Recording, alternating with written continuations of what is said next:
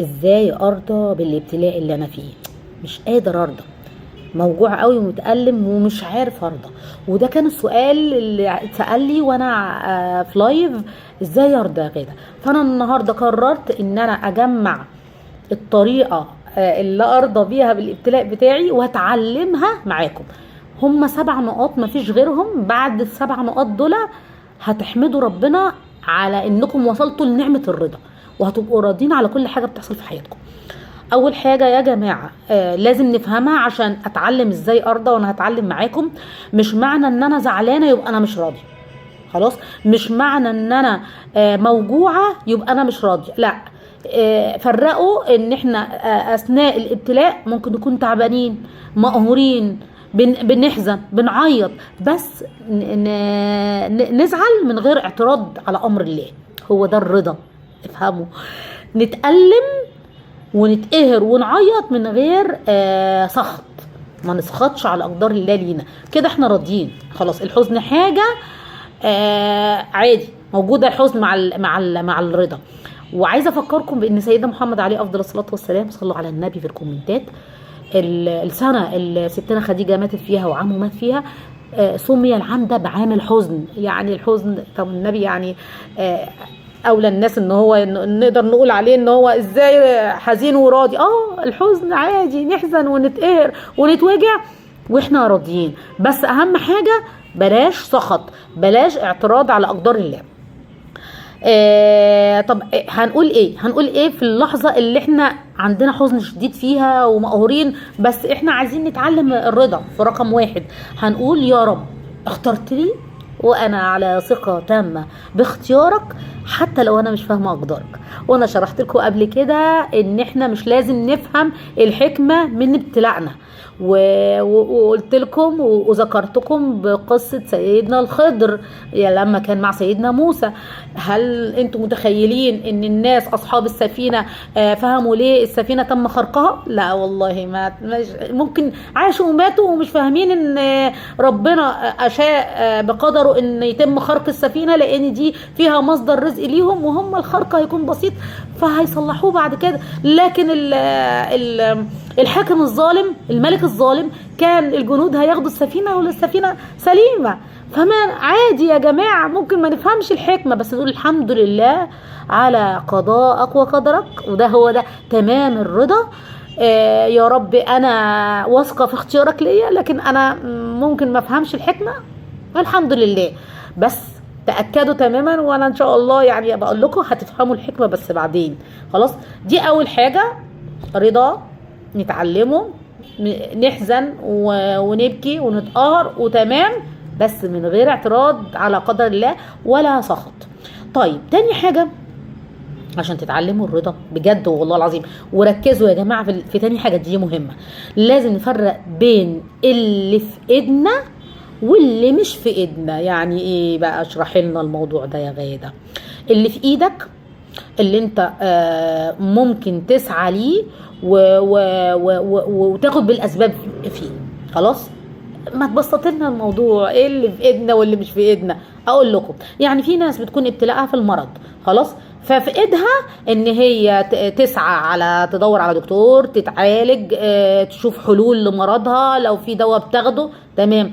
في ناس مثلا ربنا ما اكرمهاش بالسريه دلوقتي، فبتضطر بتدور برضو على علاج وطريقه ان هي تقدر تخلف بيها. طب ده اللي في ايدنا بالنسبه لاصحاب الابتلاءات، مثلا زي ابتلاء المرض مثلا. طب اللي مش في ايدك، او مثلا واحده لغايه دلوقتي ما اتجوزتش، او واحده مثلا جوزها بعد عشره عمر سابها هي واولادها، مش بيصرف عليهم، فاهمين؟ ظلم مثلا، بتلاقيها بظلم زوجها وفي الاخر سابها، كان مثلا خانها ايا كان، او مثلا عادي اتجوز عليها بس سابها خالص ومش بيعدل. طيب في ايدك ايه تعملي ايه؟ اللي ما اتجوزتش خالص في ايديها ان هي بتحسن فرصها، ليها مثلا حد زملاتها في الشغل، بتعمل علاقات مع حد في حدود الخلق والدين اللي ربنا ان احنا بنتعلمهم وعايشين بيهم. طب فيها في ايديها حاجه تعملها غير كده، ان هي تكون انسانه صالحه في المجتمع؟ في ايديها حاجه غير كده في الجواز وده ابتلاءها في تاخير الزوج؟ لا، ما فيش حاجه في ايديها. اللي جوزها سابها باولادها وراح اتجوز عليها، ولا كان ليه علاقات متعدده، في ايديها تعمل حاجه؟ هي انسانه بتحسن لجوزها ومطيعه ليه، كانت نعمه الزوجه، يعني فيها كل حاجه النبي قال عليها عليه الصلاه والسلام، قال عليها زوجه صالحه، دينها اخلاقها وصفر بذات الدين وكله، عملت اللي عليها. طب في الاخر برضو خانها واتجوز عليها، او يعني مش قصدي خانها، يعني خيانة الثقة. يا جماعة ركزوا فيه، احنا كستات بنقول عنها الزوج اللي بيغدر بعد عشرة عمر ويسيب زوجته، ما هدي مسمينها خيانة الأمانة، وعمل كده وسابها هي وأولادها وسايبها كالمعلقة مثلا. في ايديها تعمل ايه؟ هي أحسنت العشرة، هي اتقت وطاعت جوزها وبرضه سابها. دي تاني حاجة في الرضا، نفرق ما بين اللي نقدر نعمله ونسعى عليه واللي متحكمين فيه واللي مش متحكمين فيه. طيب متحكمة فيه، أحسنت العشرة مع جوزها. طب مش متحكمة فيه، خانها وسابها، تركها كالمعلقة. هي متحكمة فيه، مش قادرة تعمل حاجة، فنفرق عشان نعرف احنا راضيين ولا مش راضيين. اللي متحكمين فيه وبناخد بالاسباب وجرينا وراه واخدنا العلاج، احسننا العشره مع الزوج، احسننا العلاقه مع الاخ، ورغم كده الاخ سرق ورث اخته، احسننا العلاقه مع الشريك في الشغل ورغم كده الشريك يعني نكر ده ونصب على شريكه، خلاص ده اللي احنا بنقدر نعمله. طب اللي مش في ايدينا، هل واحده ربنا ما كتبلهاش ان هي تخلف دلوقتي هتقدر تخلف ازاي؟ مش في ايديها، هتعمل ايه؟ خلاص، فلازم تفرقوا عشان تقدروا ترضوا. اللي مش في ايدك خلاص ما تقدريش تتحكمي فيه، مش هتقدري تعمليه. لو انطبقت السماء على الارض مش هتقدري تعمليه. عشان كده في اوقات كتيرة الناس بتتعب نفسيا لانها بتتحاول تتحكم في حاجة مش مكتوبة ليها. خلاص، زوجك خانك وانت مش عارفة تعملي ايه وسابك، خلاص بتسعي في طريق تاني ان انت تشوفي حياتك وتكملي من غير فلوس، بتدوري على شغل وبتسعي، بترفعي قضية نفقة وبتسعي في اللي في ايدك. اللي مش في ايدك خلاص ما تتعبيش نفسك، عشان انت كده مراني نفسك على الرضا ان احنا في حاجات مش قادرين نتحكم فيها، فنشوف حاجة تانية بقى، سكك تانية لينا. دي تاني حاجة بتعلمنا الرضا، ان احنا ما نتعبش نفسنا في اللي مش قادرين نتحكم فيه من أقدار الله وقدره. تالت حاجة، افتكروا ان ربنا بجد والله ارحم الراحمين بينا، ارحم بينا على انفسنا. لو الحاجة ما جاتش دلوقتي او احنا ما قدرناش نجيبها دلوقتي او دعينا كتير وما تحققتش، ما نزعلش، ده قدر الله لينا خلاص. فدي تالت حاجة بقولها لكم في الرضا، عشان نتعود على الرضا ونستمتع بابتلاءنا مع وجود الرضا، لان مجرد ما احنا بنرضى الابتلاء بينتهي. عايزه اقول لكم يعني من النهايه انتوا اللي بتتحكموا.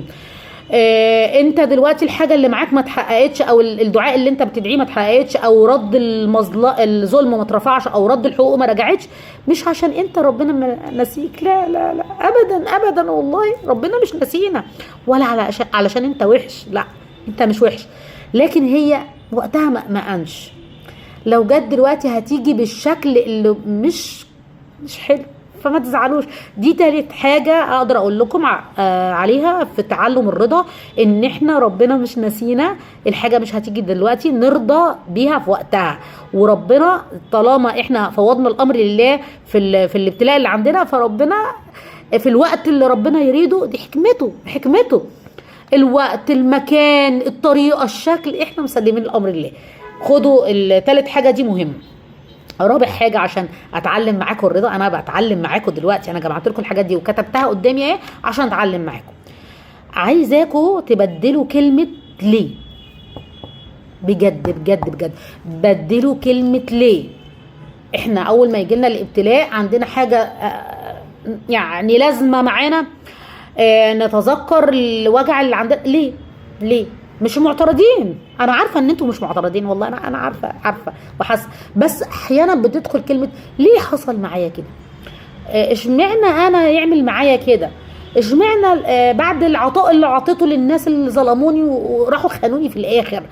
طب طب انتوا عملتوا كده ليه؟ ليه فيا كده ليه؟ بعد اللي انا عملته وقدمته ده، انا كنت بتقي الله حق تقاته فيكم، انا كنت انسانه يعني بعاملكم بالحسنى، انا فكلمه ليه دي اثناء الابتلاء واحنا بنتعلم الرضا بلاشها، لان هي مدخل ليه زي لو برضه ليه حصل لي كده وكده، هي مش اعتراض على امر الله، بس احنا بنتذكر ليه عملوا فينا كده.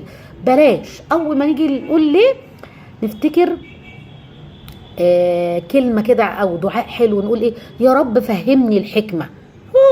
هتفهموا الحكمة من ليه عملوا معاكم كده، هتفهموا الحكمة من ليه ظلموكوا، هتفهموا الحكمة ليه اتخنتوا، ليه سابوكوا، بس ما تقولوهاش انتوا، بدلوها على طول. يا رب يا رب فهمني الحكمة. بدلوا ليه بيا رب فهمني الحكمة، بدلوا ليه بيا رب قويني اعدي المحنة دي، وهي مش محنة والله، دي منحة من الله. بدلوا ليه بيا رب ارزقني الرضا. تمام؟ شفتوا رابع حاجه؟ بدلوا كلمه ليه. على فكره انتوا بتمروا بالحاجات دي عشان انا مريت بيها، وانا بتعلم معاكم ازاي نرضى باقدار الله وقدره. خدوا عندكم بقى خامس حاجه، ودي مهمه جدا، اذكار هيثبتنا على ان احنا نرضى او نخش في خطوات الرضا ونتعلم الرضا. ايه الاذكار ده؟ في اذكار ما شاء الله ولا قوه الا بالله عجيب جدا في ان البني ادم يرضى، والاذكار ده موجود من ضمن اذكار الصباح والمساء ان احنا بنقوله 3 مرات، وقولوه دايما اول ما تحسوا ان انتوا مش راضيين، او اول ما تحسوا ان انتوا صدركم ضاق من الابتلاء، او الابتلاء يكون شديد عليكم قوي. قولوا رضيت بالله ربا وبالاسلام دينا وبسيدنا محمد صلى الله عليه وسلم نبيا ورسولا. يا سلام يا سلام، 3 مرات قولوه 3 مرات وانتوا قاعدين كده برضو بيجي لكم من الافكار اللي حصلت معاكم، وازاي انتوا ضحيتوا، وازاي انتوا تعبتوا واستحملتوا الظلم، او ازاي انتوا تعبانين، ايا كان الابتلاء اللي عندكم، يعني بالفقد او الفقر او الظلم ايا كان يعني، او بالخوف.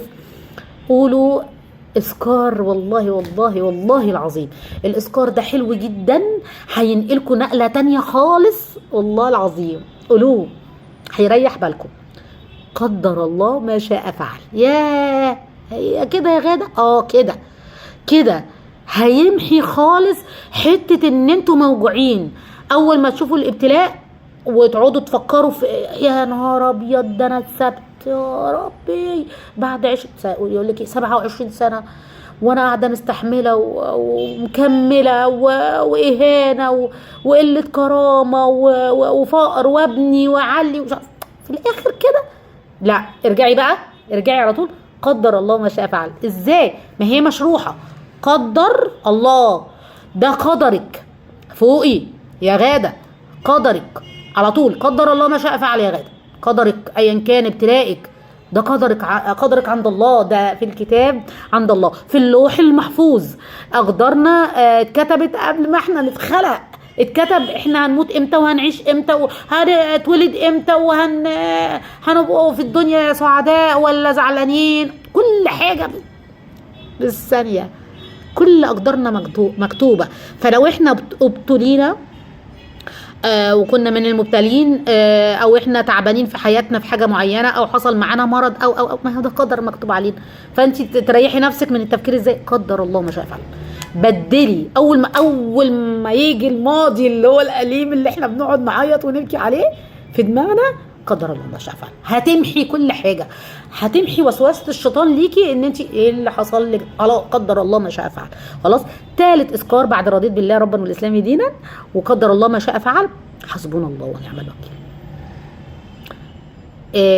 في تفويض كده الهي كده، احتسبتي الامر عند الله، حسبنا الله ونعم الوكيل، فأنت يا رب وكيلي ونصيري ومعيني وسندي. لا لا لا لا لا لا، حسبنا الله ونعم الوكيل بتنقل المبتلي في حتة تانية. أول ما بتقول حسبنا الله ونعم الوكيل، حتى لو أنت كل شوية هتقوليها لما تفتكري الابتلاء اللي أنت فيه، خلاص أنا رفعت القضية لقاضي السماء، ربي حسبي، فربنا هو القاضي وهو الشاهد وهو المحامي وهو الحكم العدل.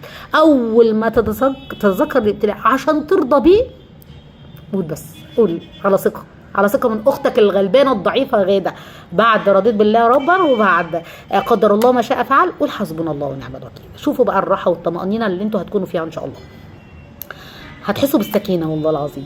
طيب سادس حاجة هتعملوها عشان تقدروا ترضوا بالابتلاء اللي انتوا فيه. افتكروا ان نعم ربنا علينا كتيرة قوي. عايزاكم كده تقعدوا كده تكتبوا معايا، اكتبوا زي ما انا بكتب كده في ورقة. طب بلاش تكتبوا، اقعدوا قولوا كده. اول ما تلاقوا الابتلاء بتفتكروه او بتتوجعوا من الابتلاء، او مثلا لو انتوا مظلومين او في علاقة مثلا شايفين الظالم كبير كده والدنيا حلوه وصحته حلوه والدنيا ماشيه معاها ايه الاشياء معدن زي ما بيقولوا، وانتم قاعدين في حزن، في كآبه، في وجع، في ألم، قاعدين متنكدين على اللي حصل معاكم، قولوا بس، قولوا بس كده والله طب انا عندي نعم كتيره. ايه يا غدا ده انا عندي وعندي وعندي عدوا نعمتين ثلاثه، امانه عليكم عدوا نعمتين ثلاثه من اللي ربنا انعمها عليكم، هترتاحوا لان هتستصغروا الابتلاء. اول ما تعدوا هتلاقوا نفسكم عندكم نعم لا تعد ولا تحصى، خلاص هتصغر الابتلاء، هيصغر على طول في نظركم. سابع حاجه اللي حابه اختم بيها النهارده، ازاي انا اتعلمت ان انا ارضى بابتلائي او اتجاوز الوجع شويه او يهون عليا الابتلاء ويصغر كده حجمه.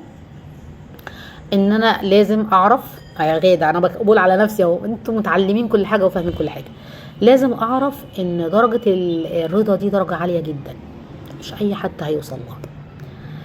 فانا عشان اوصل لها عايزه اقوم واستحمل واحاول، واقع شويه كده واقعد افكر في الابتلاء واتوجع ومش عارفه، وابدا تاني اعمل ان انا اعد النعم اللي عندي، او الاذكار يقويني.